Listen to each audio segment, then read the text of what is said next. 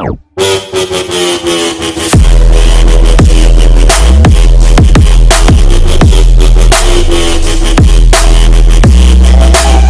Guys, स्वागत है आपका हमारी इस नई वीडियो में। आज है 8 सितंबर 2020। तो 8 सितंबर से रिलेटेड जितने भी टॉप 10 मोस्ट इंपोर्टेंट क्वेश्चंस है वो हम आपसे इस वीडियो में डिस्कस करेंगे विद फुल डिटेल। तो आप इस वीडियो को एंड तक देखना। और मैंने वीडियो के लास्ट में आपके लिए क्वेश्चन रखा है, उसका आंसर आपको कमेंट बॉक्स में देना है।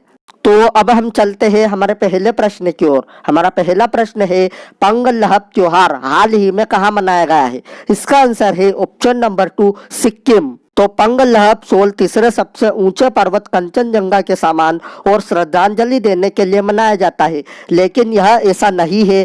पंग का अर्थ है साक्षी और श्रद्धांजलि देने के लिए अलावा यह लेप्चा और भूटिया के बीच भाईचारे की संधि को भी याद कराता है। यह सिक्किम की एकता को दर्शाता है।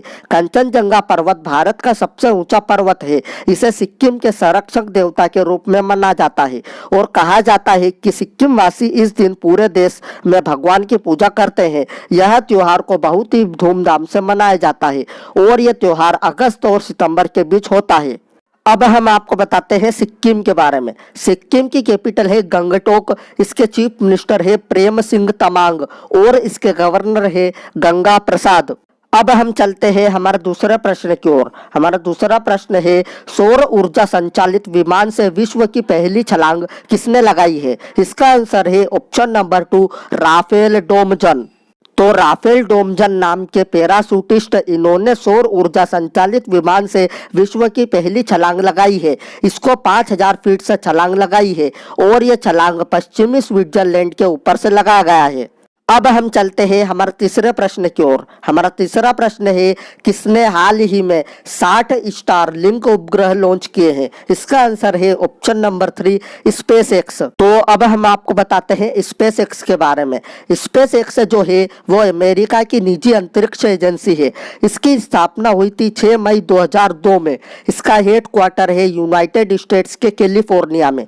इसके प्रेसिडेंट है गविनी शॉटवेल और इसके सीईओ एलोन मस्क।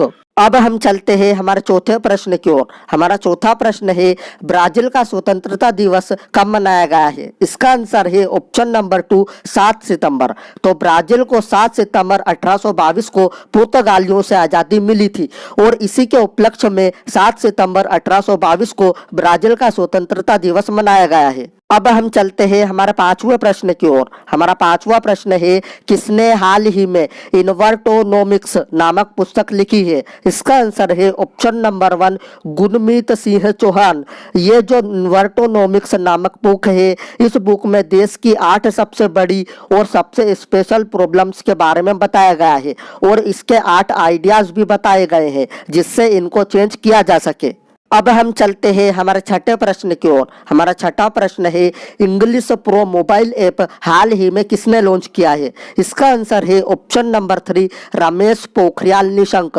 तो ये ऐप इंग्लिश के लिए है। जो इंग्लिश का प्रोनाउंसिएशन होता है उसका पूरा प्रोनाउंसिएशन के लिए और इंग्लिश से रिलेटेड और जो भी दिक्कत होती है उसके लिए इस ऐप को लॉन्च किया है हमारे शिक्षा मंत्री रमेश पोखरियाल निशंक ने। अब हम चलते हैं हमारे 7वें प्रश्न की ओर। हमारा 7वां प्रश्न है, किस देश के फुटबॉल फेडरेशन ने हाल ही में महिला पुरुष टीम को समान वेतन देने का नियम पारित किया है? इसका आंसर है ऑप्शन नंबर 1, ब्राजील। अब ये जो ब्राजील है ये वर्ल्ड के मैप में कहाँ है? तो आप ये मैप देखिए, ये रहा हमारा इंडिया और ये रहा ब्राजील। और आपको ये भी याद रखना है कि ये साउथ अमेरिका कंटिनेंट में है।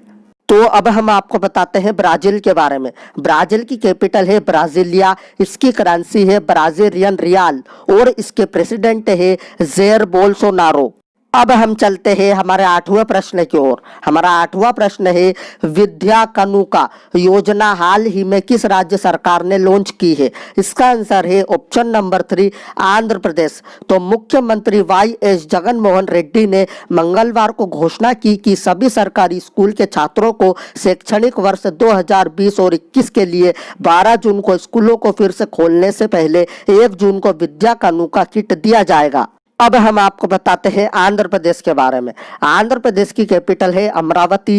इसके चीफ मिनिस्टर है YS जगनमोहन रेड्डी और इसके गवर्नर है बिश्वभूषण हरिचंदन। अब हम चलते हैं हमारे नवे प्रश्न की ओर। हमारा नवा प्रश्न है, एटीएम कार्डलेस कैश निकासी की सुविधा हाल ही में किस बैंक ने शुरू की है? इसका आंसर है ऑप्शन नंबर 1 आरबीएल बैंक।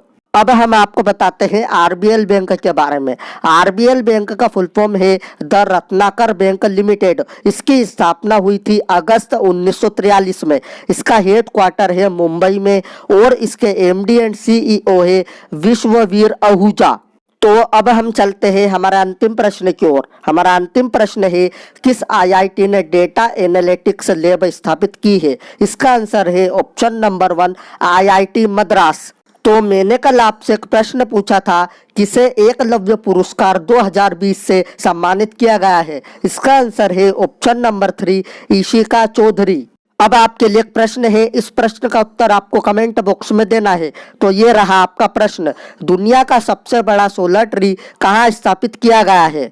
अगर आपको वीडियो अच्छी लगी हो तो please like share and subscribe जरूर करना।